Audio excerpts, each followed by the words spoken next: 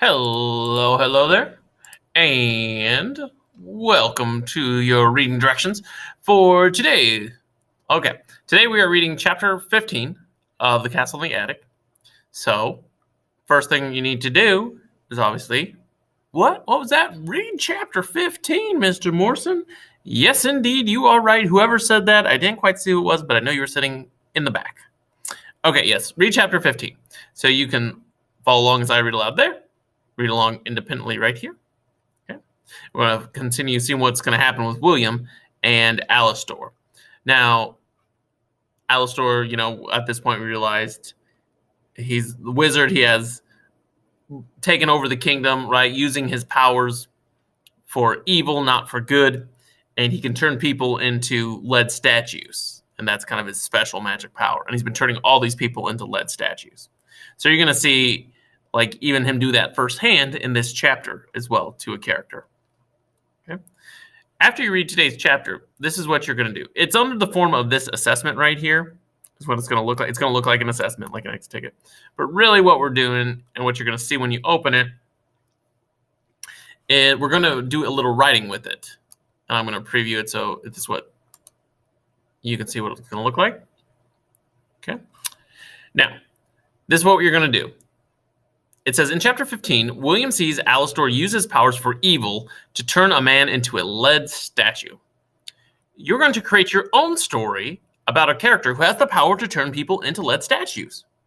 Would he or she use it for good or for evil?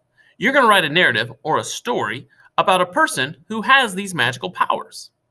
So you get to be creative here, and you get to come up with your own story about whoever has these magical powers. Okay, you can make up characters, you can do however you want. The only caveat is that it has to have a character that has these magical powers that can turn people into lead statues. And are they going to use it for good or evil? Make sure to include correct punctuation for your story. So right punctuation, capitals, periods, correct spelling, all that. You should have at least some dialogue in your story, so characters talking with the punctuation marks. Okay. And when I say punctuation marks, I meant quotation marks there. And then your story must be at least 10 sentences. It can be longer. There is a 10,000 word limit here, just so you know. It kind of keeps track there. So you got to keep it under 10,000 words, which isn't a problem. So if I start typing, hello there, children, it'll start keeping track right there of the word limit. So that's only 3 words. So that shouldn't be any problem at all. But it should be at least 10 sentences. Can it be more than 10 sentences? Yes, it can be. Yeah, it can be more than 10. And what you're going to do is when you're done with your story, you'll just submit it through here. So make sure that before you start this, that you're ready to sit down with it and sit with it for a while. Okay? Because what you don't want to do is if you X out of this tab and then try to go back, it's not going to save it for you. Actually, I take that back. It might save it for you. We've just never done it before. So all I'm warning you is be careful because I don't want you to lose your work here. But it might give you the option to resume even if you leave. Okay.